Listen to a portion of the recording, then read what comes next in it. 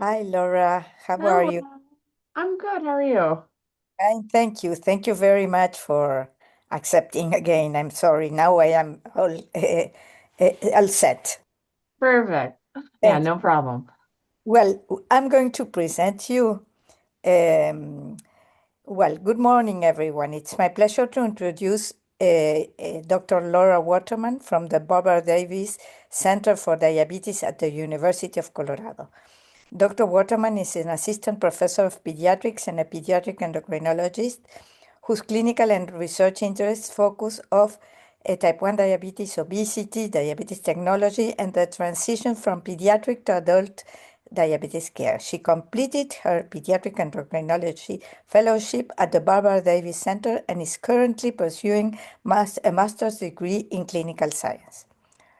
Her research includes studies on automated insulin delivery systems, continuous glucose monitoring, obesity management in type 1 diabetes, and the use of GLP-1 based therapies. She's also involved in major clinical trials evaluating semaglutide and tirzepatide in people with type 1 diabetes. Today, she will discuss her recent work presented at the ADA scientific sessions on the effects of GLP-1 receptor agonists and GLP-1 GIP receptor agonists in youth and young adults with type 1 diabetes and obesity, with a special focus on understanding which patients may not respond to these therapies. Lauren, thank you for joining us, and could you briefly tell us about your study? Yes, no, I'm happy to. Let me go ahead and pull up Okay. my information. Okay. Can we do it bigger? Yes. Yes. Does this look okay? Perfect. Perfect. Perfect. Yeah, so thank you for having me today. I'm so excited to share some of the data that we have out of the University of Colorado. Okay. It's pretty well known at this point that GLP-1s and GIP receptor agonists have been a game changer for a lot of people living with obesity and especially type 2 diabetes. And there's growing evidence in adults with type 1 diabetes. However, we still don't have a lot of information on how these types of medications work with youth and young adults with type 1 diabetes who are either overweight or obese. And especially, we don't have much information on those who don't tend to respond as expected to this type of medication. So, to look at this a little bit more, we did a retrospective chart review of youth and young adults between the ages of 12 to 26 years of age who are managed at our clinic at the Barbara Davis Center for Diabetes at the pediatric clinic between January of 2020 and December of 2025 that were started on a weekly formulation of either a GLP-1 or a combined GLP-GIP receptor agonist. And so, as part of this chart review, we got demographics from the visit just prior to the prescription, which we called the baseline. And then we were able to get weight, BMI, and glycemic metrics and insulin dosing from that baseline, and then every 3 months up to 18 months following that initial prescription. We also looked at what age these patients became either overweight or obese, which we defined as the age at which the BMI percentile first crossed the 85th percentile on the growth chart, which is the definition of overweight within the pediatric population. And so when we were doing our data analysis, in addition to just the differences from baseline, we also wanted to categorize people in a couple of different ways. One was based off of the timing of when they became either overweight or obese in relationship to puberty. So if they crossed that 85th percentile before the age of 7, they were defined as it happening before puberty. But after the age of 14, then that was defined as puberty or later. And then in that age between 7 to 14, we looked at chart review for either Tanner staging as part of a physical exam or just discussions of puberty timing in order to categorize people as either before puberty or later in developing overweight and obesity.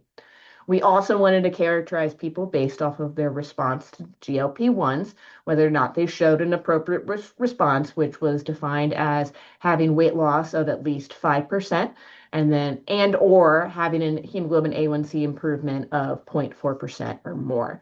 And this came from a prior study done in adults with type 1 diabetes from Dr. Achter, one of the other authors on the project.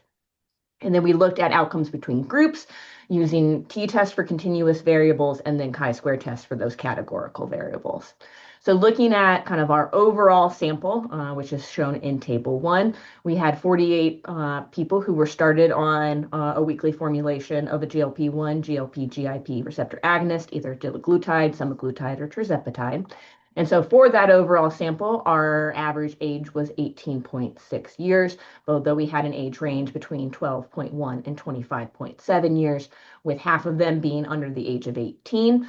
And then it was primarily female, primarily non-Hispanic white, and with an average weight of 95.3 kilos and an average BMI of 34.4. The average age of obesity onset or overweight obesity onset was 9.1 years, with a little over half of the population having overweight or obesity occurring before puberty. And then the average hemoglobin A1C was 8 and time in range of 49.4%. And so when we looked at it between responders and non-responders, we found 2/3 of the people had an appropriate response and 1/3 did not. In terms of the differences between groups, the only really significant differences between the two groups were that non-responders tended to have an earlier age of overweight and obesity at 7.0 years compared to 10.1, with 80% of them having overweight or obesity before puberty compared to less than 0.5% of those that were responders. And then also non-responders tended to have a lower hemoglobin A1C to start at 7.3% versus 8.4% for those non-responders. But in terms of BMI and weight, there were no statistically significant differences. When we're looking at the different GLP-1s that were initially prescribed, most of the people were started on semaglutide, both in terms of responders and non-responders. But what was interesting for the non-responders, that was the first one that they were prescribed was the only one that they had tried compared to some of the responders, which had attempted a different formulation, which may have had a little bit more success.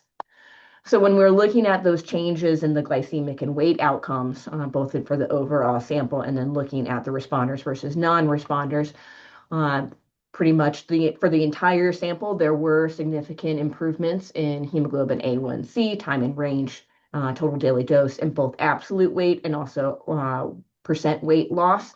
And then we were looking at the responders versus the non-responders. There were significant differences between all of them except for that time and range, which didn't quite reach the level of statistical significance. But responders tended to have about a 1.3% improvement in hemoglobin A1C compared to non-responders with additional weight loss compared to a weight gain. And then also in terms of total daily dose, in terms of the insulin responders tended to have a 22 unit improvement compared to a gain of 6 units for those non-responders. So in general, of our 48 youth and young adults with type 1 who had been prescribed a GLP-1 therapy, again, only 1/3 did not respond to therapy, while 2/3 did.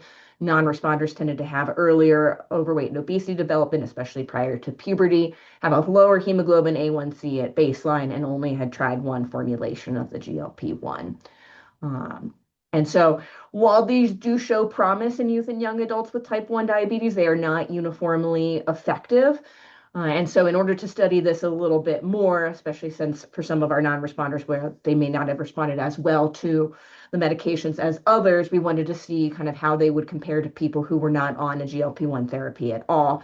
So we have conducted a retrospective match control analysis that is underway and currently being prepared for submission for that manuscript. But there are some really exciting results, especially related to that overweight and obesity timing.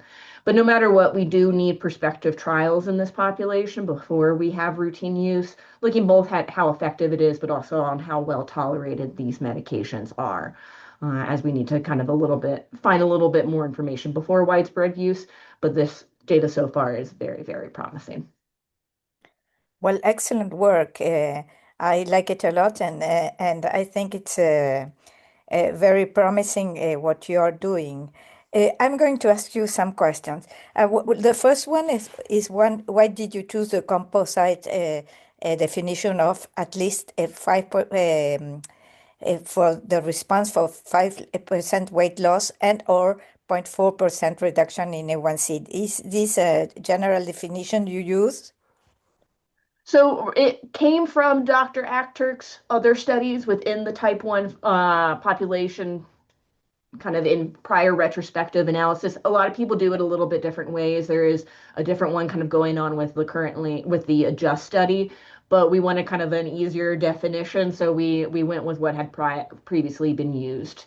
But I don't think it's necessarily as widespread. But we Okay. picked that one just because it gave us a little bit more variation with having either a response in the weight loss or improvements in the hemoglobin A1C or both. This does kind of go along with maybe why some of the non-responders weren't as responders because they had that lower hemoglobin A1C at baseline, but even still, they didn't have that weight loss that we would expect, even with that lower hemoglobin A1C.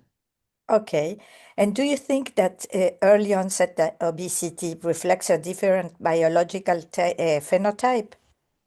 I think it may. We know that kind of more of the monogenic or the other more genetic driven causes of obesity tend to lead to more severe obesity earlier. And so it may be that some of these patients have a genetic reason why these medications do not interact with the body systems as much as we would expect. But I think that there's so much that we don't know that we need to explore this. Particularly within a prospective trial, just to make sure that this is something that we see consistently and explore maybe if it's a genetic or more of a socio-environmental response. Yes, of course. And how do you decide between semaglutide and tirzepatide in clinical practice? A Uh, lot of it has to do with insurance coverage, as okay. that is what kind of primarily drives what medications are accessible to patients, especially within the United States. And so we go with what is covered by the patient's individual insurance plans.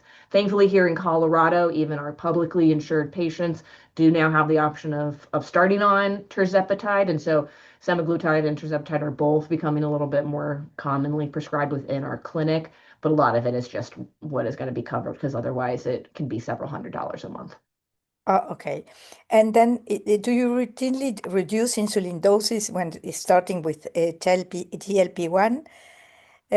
Because we can see that there is a significant difference in insulin dose between responders and non-responders. So if you do it, how do you do it? And I don't know, just do you do to everybody, some people? I don't know.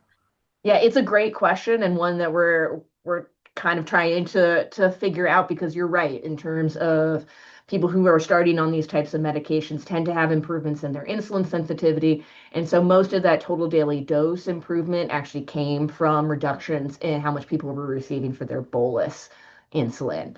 And so what we do with the insulin doses really depends on kind of how what their glycemic levels are before we start it. So if people are kind of meeting their glycemic targets, that hemoglobin A1C of around 7% and having a good time in range, generally I may back down their carb ratios and sensitivities by about 10 to 20%, or at least giving them kind of some anticipatory guidance around it. For people that have the higher A1Cs at baseline, I don't always change the insulin dosing just because they still may need kind of that extra insulin. It just now may actually work a little bit better for them. But I always like to give counseling for these patients that they may see this. And I also want to always give counseling kind of related to ketone formation because, high blood sugars don't necessarily cause ketones to form. It comes from that lack of insulin. As people eat maybe a little bit less on these medicines, we want to make sure that they're still having enough insulin that they're turning off that ketone formation. So a lot of it is just getting counseling around these patients, around their insulin dosing, and then encouraging them to reach out if they start noticing a lot of lows or if they're having a lot of nausea. Yes, of course. And so you're telling us that you are starting a study with a prospective study now with children or young adults that don't receive anything. Are you to compare them or? So right now I'm submitting grants to do prospective studies. Okay. The data that we have is from a retrospective study, and so what we did was we took the people who were on the weekly formulation of it and then matched them to people who had the same age, sex, and then baseline BMI and hemoglobin A1C, and followed them for the same amount of time as we did our GLP-1 cohort. And so then we were able to do some comparisons pretty much for all of these different glycemic and weight outcomes compared to people who have never been on a GLP-1. But it's a retrospective study, so we can't necessarily get all of the information as we would like for the adverse events, nor do we have much information on kind of how these medications actually impact insulin sensitivity. And so I am submitting for grants to hopefully get funding to study this in a prospective way. Yes, it's. I think I hope you'll have the grant and you'll Thank you. receive it because it's so important because children are always delay in this type of medication. I think that it should be. I don't know if you agree, but some children not if, after a short time they have to start with on this medication. Otherwise you will lose the patient. You will lose the patient. I don't know. No, like these kids are in such a difficult spot because this is the most resistant they're ever going to be to insulin in their life due to those puberty hormones, all the Yes, of growth course. hormone, all the changes in the sex steroids. And then if you add overweight and obesity to that, which also leads to insulin resistance, you would just have to continue to use those higher doses of insulin, which can then lead to more weight gain. And then people can get into a really vicious cycle with increasing resistance, increasing doses, increasing weight loss, leading to increasing resistance. And this sets people up for, a really difficult time of life after puberty where they may not regain that sensitivity like people generally would. And so I'm excited to see how these medications may be able to be used to stop that cycle and allow kids to have, easier to control blood sugars when they're in their 20s and Yes, of 30s. course. And do you, well, these people that you analyzed, they were, I don't know if they had a severe obesity, but they were really, the weight was really high. We have the prevalence of overweight obesity in children and adolescents are very similar in Argentina, but they are not so, the weight is not so high. I think that Mhm. the kind of obesity you have is higher. You have more severe obese children that we have. Do you think that you can have some signs that could allow you to decide which one could go first to with GLP-1 on GLP-1 and whose children or whose patients should go and whose patients should not go? Do, I don't know. Maybe the percentage of weight, of losing weight the first a month, or maybe the weight velocity. I don't know. Uh, Yeah, so normally I mostly look for just signs of insulin resistance within the in my population to see whether or not, they would be interested in talking about these medications. So generally, whenever people are having more than 100 units of insulin per day, I start to think about whether they would benefit from this type of medication or getting more than a unit per kilo per day or other signs of resistance, overweight, obesity, and things like that. But I always like to have a conversation with patients about this just because this does represent another likely lifelong medication, and so this is something that would get added to their insulin, and so I try to be mindful of that. But I let people know like this can be really useful, can make a lot of times for a lot of people diabetes care a little bit easier to manage. And we know what the effects of long-term uncontrolled obesity can be, especially for people that live with diabetes. And so we know some of the terrible complications that can come down the road. And so helping the patients kind of make this informed decision, it's really important so that people are comfortable with what's going on in their bodies. yes, I think it's fantastic, and I think this medication has reduced a lot of the surgery in these Mhm. children with all the complications that come with the surgery in these ages, in adolescents and young adults, which is fantastic. I hope that all the insurance companies will pay for them because I think it's much cheaper to pay them and not to cure them after not a long time, no? I don't know. Yes, and it's bariatric surgery and things like that can be really useful for some people, especially maybe for those who like the GLP-1s do not have as much of an effect, but they does come with its own issues, especially with the vitamin deficiencies and a lot of other things. So if we can get, somewhat comparable effects with a medication, I know a lot of people would rather do that than have surgery, but it's nice to have a lot of different options for these people. Yes, of course. And you talk about vitamins. Do these people that lose, I don't know, 10 or 20% of their weight, should they need more vitamins, or do you think, or have you seen something about it? I don't know if I've seen anything in particular. Like, I know compared to bariatric surgery, especially depending on the type of bariatric surgery, you will have a less likely to have some of those deficiencies compared to people where, you're bypassing part of your gut. But it's a good question on the level of vitamin deficiency that we may see. So I think that's something that we need to look at more. Well, I don't think that you will need with GLP-1, but it's a question. As they had diarrhea and lots of nauseous, not everybody, but the proportion is quite high, isn't it? So maybe maybe Well, we can, especially if you're not eating as much and you're not getting some of yeah, your new, it may not be an absorption thing, but maybe you're just also not eating as many of those things yes. as you should. So this does need to come with a lot of talking with dietitians and making sure that you're still getting the appropriate calories in order not to lead to too quickly, too much weight loss and malnutrition. So it's always kind of finding that balance. So. Okay. Well, thank you, Lauren, very, very, very much for your time. I know that you're really busy, and thank you for the time. And we will put it on YouTube, and I'll send it to you so you can see you, and you can criticize me if I did something wrong. No, this was great. Thank you so much for having me. Thank you, Lauren. Have a great day. You too. Thank you.